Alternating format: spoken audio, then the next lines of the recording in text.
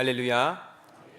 이른 새벽 주님의 말씀을 사모하며 새벽 기도의 자리에 참여하신 모든 분들과 또 영상으로 함께 예배하는 모든 분들에게 날마다 우리의 생명이 되시는 하나님의 평강이 함께 하시기를 주님의 이름으로 축원합니다. 오늘 말씀의 제목은 그리스도의 일꾼으로 살아가라입니다. 그리스도의 일꾼으로 살아가라. 고린도전서 4장 1절에서 21절까지의 말씀은 크게 세 부분으로 나누어져 있습니다. 먼저 1절에서 5절은 그리스도의 일꾼들을 판단하지 말라는 권면입니다. 6절에서 13절은 사도들의 겸손함과 고린도 교인들의 교만함입니다. 14절에서 21절까지는 고린도 교회를 향한 바울의 사랑의 권면입니다.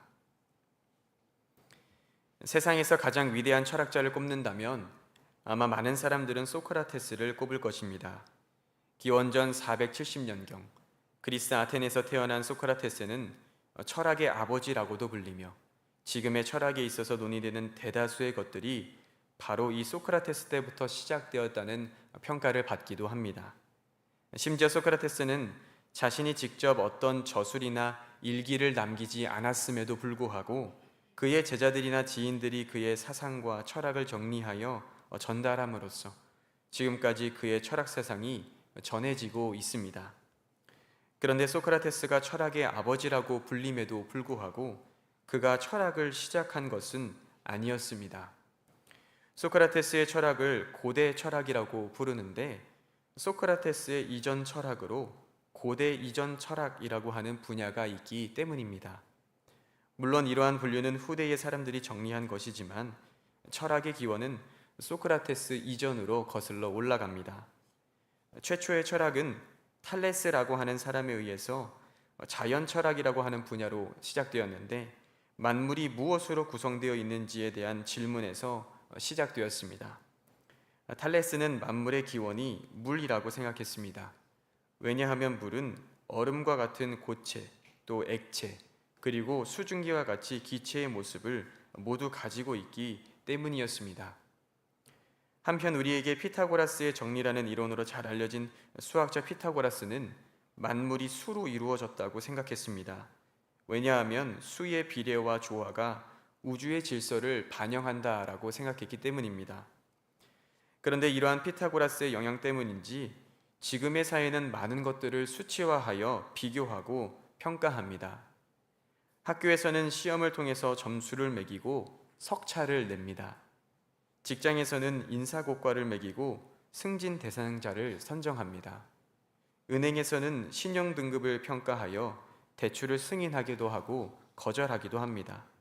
수치를 이용해서 객관적인 평가의 기준을 마련하는 것입니다. 그런데 수치화하지 않고도 평가하는 것들도 있습니다. 가령 이 제품은 예쁘고 실용적인 것 같은데 저 제품은 어디에 쓸 수 있을지 모르겠어. 혹은 이 사람은 친절한데 저 사람은 별로야 라고 같이 판단하며 평가하고 살아가는 것입니다. 그러기에 지금의 사회는 모든 것을 평가하고 판단하며 살아가는 사회라고 말해도 과언이 아닙니다. 그런데 오늘 본문에서 살펴볼 고린도 교회에도 이러한 판단이 있었습니다. 고린도 교인들은 스스로를 나는 바울에게, 나는 아볼로에게, 나는 게바에게, 나는 그리스도에게 속했다라고 말하며 한 교회 내에서 서로 분열의 문제를 겪고 있었습니다. 그런데 고린도 교인들이 이렇게 나뉘어진 배경에는 그들이 고린도 교회의 사역자들을 판단하는 것이 있었습니다. 고린도후서 10장 10절의 말씀을 보면 그의 편지들은 무게가 있고 힘이 있으나 그가 몸으로 대할 때는 약하고 그 말도 시원하지 않다라고 사도 바울을 향한 평가가 기록되어져 있습니다. 그래서 어떤 이들은 사도 바울은 별로고 아볼로가 낫다, 또 아볼로는 별로고 베드로가 낫다라고 하는 등 고린도 교회의 사역자들을 판단하고 분파를 만들었습니다. 그런데 오늘 본문에서 사도 바울은 서로를 판단하고 분열하는 고린도 교회 성도들을 향하여 자신들과 같은 그리스도의 일꾼의 모습을 가지고 살아갈 것을 권면하고 있습니다. 그리스도의 일꾼으로 살아간다는 것은 무엇을 의미하는 것일까요? 본문의 말씀을 함께 살펴보며 그리스도의 일꾼으로 살아가는 것의 의미를 깨닫고 삶에 적용할 기도의 제목을 삼고자 합니다. 첫째로는 하나님의 음성에 귀를 기울이고 살아가야 합니다. 하나님의 음성에 귀를 기울이고 살아가야 합니다. 앞서 살펴본 것과 같이 고린도 교회 내에는 서로를 판단하고 평가하는 일들이 빈번했습니다. 그래서 서로 분파를 만들어 나뉘어지고 갈등을 겪었습니다.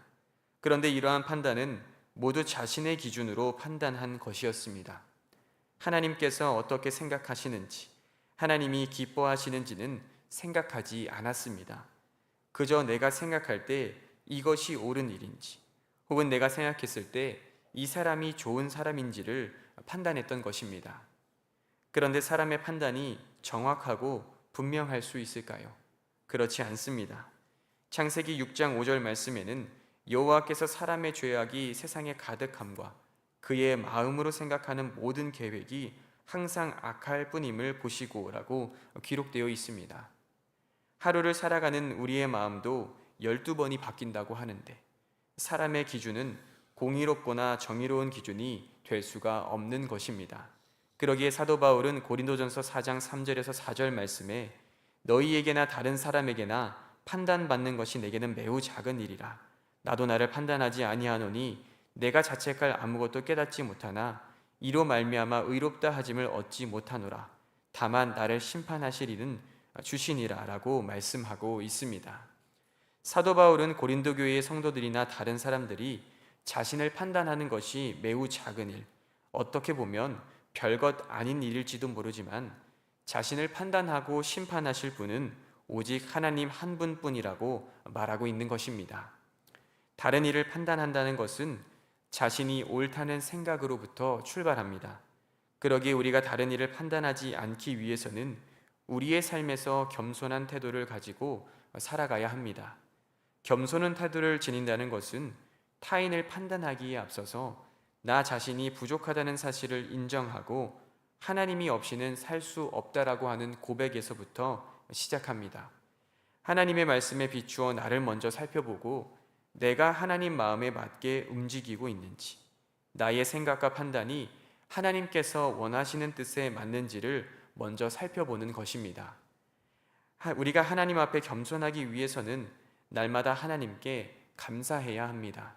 농번기에 물이 부족하면 작물들이 자라날 수 없듯이 감사가 사라진 곳에는 겸손이 피어날 수 없습니다. 우리가 하나님께 감사할 때 지금 내가 가지고 있는 것들이 하나님께서 주신 것들이며 내가 하루를 살아갈 수 있는 것이 하나님의 은혜임을 인정하게 됩니다. 내 공로로 이룬 것이 없기에 우리는 겸손할 수 있게 되는 것입니다. 오늘을 살아가는 우리는 각자 우리의 삶의 자리에서 하나님의 부르심을 받은 대로 살아갑니다. 우리가 하나님의 부르심을 따라 살아갈 수 있는 것은 우리가 하나님을 사랑하며 하나님께서 우리에게 주시는 은혜와 복이 있기 때문입니다. 그러기에 우리는 먼저 삶의 자리에서 하나님과 사람 앞에 겸손하며 다른 일을 판단하지 않고 살아가야 합니다. 그러기에 사도 바울은 고린도전서 4장 5절 말씀에서 그러므로 때가 이르기 전 곧 주께서 오시기까지 아무것도 판단하지 말라. 그가 어둠에 감추인 것을 드러내고 마음의 뜻을 나타내시리니 그때에 각 사람에게 하나님으로부터 칭찬이 있으리라 라고 말씀하고 있습니다. 사랑하는 성도 여러분, 우리의 삶은 모든 것이 하나님의 은혜인 줄로 믿습니다. 그러기에 판단은 우리의 몫이 아니고 겸손이 우리의 몫입니다. 그리스도의 일꾼은 하나님의 부름을 받은 이들과 함께 합력하여 선을 이루는 사람들입니다. 그러기에 우리는 그리스도의 일꾼으로서 하나님의 음성에 귀를 기울이며 부족한 이들을 위해 기도하고 서로를 도우며 살아가야 합니다. 그럴 때에 우리가 진정 하나님의 일꾼이요 겸손한 마음과 태도를 지니고 살아가는 하나님의 자녀가 되는 줄로 믿습니다. 두 번째로는 신앙의 본을 받으며 살아가야 합니다. 신앙의 본을 받으며 살아가야 합니다. 이 땅의 사람들은 본을 보이며 살아가는 것에 집중합니다. 학창 시절에는 모범적으로 살아가라고 하는 선생님의 말씀을 따라서 모범을 보이도록 가르침을 받고, 가정에서는 동생들에게 본을 보이며 살아가라는 부모님의 가르침을 받기도 합니다. 또 나이가 들어서는 자식은 부모의 거울이니 자녀에게 본을 보이며 살아야 한다는 이야기를 듣습니다. 물론 본을 보이며 살아가는 것은 매우 중요한 일입니다. 그런데 본을 보이며 살아가기 위해서는 우리는 먼저 본을 받으며 살아가야 합니다.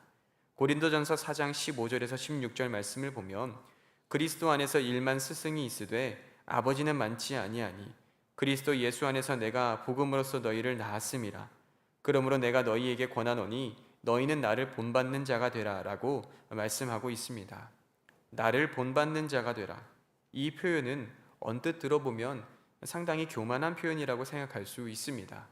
그러나 사도 바울이 고린도 교회의 성도들에게 이러한 권면을 한 것은 그들이 다른 사람들을 판단하고 비판하는 삶을 살아갈 것이 아니라 다른 이들을 본받아서 신앙적인 삶을 살아가기를 소망하는 표현이었습니다. 우리가 잘 알고 있듯이 사도 바울은 그 삶에서 많은 신앙의 선배들을 본받았던 사람이었습니다. 갈라디아서 1장 18절의 말씀을 보면 사도 바울이 베드로를 만나기 위해서 예루살렘에 가서 15일 동안 그와 함께 있었음을 이야기합니다. 사도 바울이 베드로를 만난 시점은 회심 후 약 3년 정도가 지났을 때였습니다. 사도 바울이 전도 여행을 한 것이 회심을 하고 나서 약 10년이 지난 시점이었던 것을 생각해 본다면 바울은 비교적 일찍 사도 베드로를 만났고 그와 함께 신앙적 교제를 하면서 베드로를 본받았음을 알 수가 있습니다. 또한 바울은 예루살렘에서 자신보다 먼저 사도된 다른 사도들을 만나서 그들과 교류하며 그들을 본받았고 바울의 신앙을 본 사도들이 이방인을 위한 복음의 사역자로 바울을 인정해 주기도 하였습니다. 또한 바울은 고린 교회들에게 보내는 자신의 편지에서 바나바와 디모데, 또 브리스길라와 아골라 등 자신과 동역하는 이들의 수고와 신실함을 강조하며 그들을 높이 평가하고 본받기도 했습니다. 이처럼 사도 바울은 자신의 주변에 있는 많은 선배들을 본받는 사람이었습니다. 그런데 사도 바울은 그 누구보다도 예수 그리스도를 본받는 사람이었습니다. 고린도전서 11장 1절 말씀에 내가 그리스도를 본받는 자가 된 것 같이 너희는 나를 본받는 자가 되라. 자신을 본받으라는 사도 바울의 권면은 사실 그리스도를 본받으라는 말이었습니다. 왜냐하면 바울 자신이 그리스도를 본받은 사람이었기 때문입니다. 그러기에 사도 바울이 자신을 본받으라고 한 것은 고린도 교회의 성도들이 서로를 비교하고 판단하며 살아갈 것이 아니라 그리스도를 본받아 그리스도의 일꾼으로 살아가는 삶이 무엇인지를 진정으로 깨닫고 그 삶의 방향성을 돌이키기를 바라는 간절한 외침이었습니다. 신앙의 선배들의 삶은 하나님의 일하심의 삶입니다. 그러기에 우리는 스스로의 부족함을 인정하고 하나님께 내어 맡긴 인생을 하나님이 어떻게 이끌어 가셨는지 신앙의 선배들의 간증을 통해 깨달을 수 있게 됩니다. 신앙의 선배들을 통하여 우리의 삶 속에서 하나님이 어떻게 역사하시는지를 알게 되는 것입니다. 때문에 우리가 신앙의 선배들을 본받을 때 하나님과 더욱 가까워지게 되는 줄로 믿습니다. 겸손을 갖춘 사람은 배우려는 자세를 가집니다. 왜냐하면 자신이 부족하다고 생각하기 때문입니다. 자신이 부족하다고 생각하지 않는 사람은 완고해질 수밖에 없습니다. 다른 사람의 이야기를 듣지 아니하고 자신의 주장이 옳다고 생각합니다. 그러기에 자신의 주장을 타인이 받아들일 때까지 때로는 과할 정도로 자신의 주장을 관철시키려 하기도 합니다. 이런 사람에게는 다른 사람들의 충고나 조언이 자리할 곳이 없습니다. 심지어는 하나님이 일하실 자리가 없습니다. 그러기에 사도 바울은 고린도전서 4장 6절에서 형제들아 내가 너희를 위하여 이 일에 나와 아볼로를 들어서 본을 보였으니 이는 너희로 하여금 기록된 말씀 밖으로 넘어가지 말라 한 것을 우리에게서 배워 서로 대적하며 교만한 마음을 가지지 말게 하려 함이라 라고 말씀하고 있습니다. 또한 예수님께서는 요한복음 15장 5절 말씀에서 나를 떠나서는 너희가 아무것도 할 수 없음이라 라고 말씀하셨습니다. 사랑하는 성도 여러분, 우리가 겸손히 신앙의 선배들을 본받을 때 우리의 삶에서 역사하시는 하나님을 알게 되는 줄로 믿습니다. 그리고 우리가 하나님 앞에 겸손히 나아갈 때 하나님께서는 우리의 삶에 찾아오시고 우리의 삶에서 역사하시는 줄로 믿습니다. 끝으로는 사랑과 온유함을 가지고 살아가야 합니다. 사랑과 온유함을 가지고 살아가야 합니다. 고린도 교회의 성도들에게 편지한 사도 바울은 그들에게 사랑이 사라졌음을 알았습니다. 그들은 서로를 사랑하고 격려하며 위로하기보다 판단하고 정죄했으며 서로를 비판하였습니다. 그들은 세상의 기준으로 생각하였고 세상의 기준으로 판단하였습니다. 경건의 모양은 있으나 경건의 능력은 없다던 디모데의 말처럼 교회라는 이름으로 모였지만 교회의 능력은 없었습니다. 세상과 구별되어 사는 것처럼 보였지만 세상보다 더 세상처럼 살았습니다. 그러나 이러한 고린도 교회의 상황에도 불구하고 사도 바울은 고린도 교회의 성도들을 사랑하였습니다. 오늘 본문 고린도전서 4장 14절에서 사도 바울은 내가 너희를 부끄럽게 하려고 이것을 쓰는 것이 아니라 오직 너희를 내 사랑하는 자녀와 같이 권하려 하는 것이라 라고 말씀하고 있습니다. 사도 바울이 고린도 교회의 성도들에게 편지를 보낸 것은 그들의 부족함을 지적하고 그들을 스스로 부끄럽게 여기도록 하기 위함이 아니라 그들이 진정으로 돌이켜 하나님 마음에 합한 교회가 되기를 바라는 사랑의 마음이었습니다. 또한 그들을 질책하고 훈계할 수도 있었지만 그들의 상황을 이해하는 온유함도 가지고 있었습니다. 그러기에 사도 바울은 고린도전서 13장 1절에서 3절 말씀에서 내가 사람의 방언과 천사의 말을 할지라도 사랑이 없으면 소리나는 구리와 울리는 꽹과리가 되고 내가 예언하는 능력이 있어서 모든 비밀과 모든 지식을 알고 또 산을 옮길 만한 믿음이 있을지라도 사랑이 없으면 내가 아무것도 아니요 내가 내게 있는 모든 것으로 구제하고 내 몸을 불사르게 내어줄지라도 사랑이 없으면 내게 아무 유익이 없느니라 라고 말씀하고 있는 것입니다. 사도 바울이 고린도 교회의 교인들에게 사랑을 베풀 수 있었던 것은 그가 먼저 사랑을 받은 사람이었기 때문이었습니다. 그는 하나님의 사랑을 받은 사람이었습니다. 교회와 그리스도인을 박해했으나 다메섹 도상에서 예수님이 그에게 찾아오셨던 것, 그의 인생의 큰 변화는 바로 예수님의 사랑으로부터 시작한 것이었습니다. 그러기에 사도 바울은 누구보다도 이 사랑의 힘을 알고 있었던 사람이었습니다. 고린도전서 13장 13절 말씀에 그런즉 믿음, 소망, 사랑 이 세 가지는 항상 있을 것인데 그 중에 제일은 사랑이라. 사랑하는 성도 여러분, 우리도 사도 바울과 같이 예수님의 사랑을 받은 사람들인 줄로 믿습니다. 요한일서 4장 19절 말씀에 우리가 사랑함은 그가 먼저 우리를 사랑하셨음이라 라고 기록되어져 있습니다. 그러기에 오늘 우리 주님께서는 우리가 받은 사랑을 우리 주변에 있는 이웃들과 또 세상에 나누기를 원하십니다. 때로는 이해가 되지 않고 빨리 문제를 해결하고 싶은 마음이 샘솟을 수도 있습니다.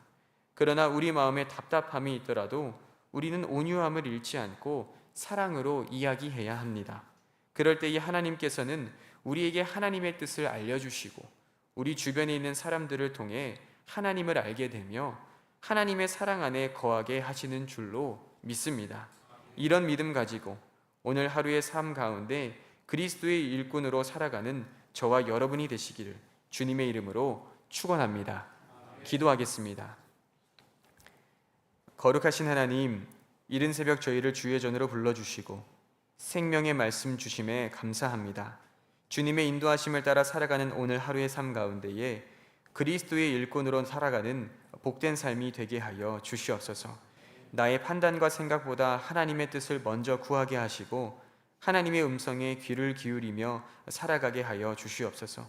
겸손한 태도를 가지고 우리 주변의 신앙의 선배들을 본받으며 우리 삶에서 역사하시는 하나님을 경험하게 하시고 우리의 유일한 소망이신 예수 그리스도를 본받아 살아가게 하여 주시옵소서. 오늘 하루의 삶 가운데의 사랑과 온유의 마음을 허락해 주셔서 만나는 모든 이들에게 하나님의 사랑을 전하는 통로로 쓰임받게 하시고 그로 인해 우리 삶 가운데의 하나님의 기쁨이 열매 맺어지는 복된 삶이 되게 하여 주시옵소서. 이 시간 간절한 기도의 제목과 함께 하나님 앞에 드린 귀한 서원의 예물들이 있습니다. 하나님 나라를 위하여 귀하게 사용하여 주시옵고 간절한 마음으로 주 앞에 기도하는 모든 기도의 제목들이 하나님의 응답을 받게 하여 주시옵소서. 이른 새벽 주의 전에 나와 기도하는 모든 기도의 제목들을 주님 기억하여 주시고 하늘의 문을 여사 하나님을 만나고 하나님의 뜻을 깨닫게 되는 베델의 은혜가 있게 하여 주시옵소서. 예수님의 이름으로 기도하옵나이다. 아멘.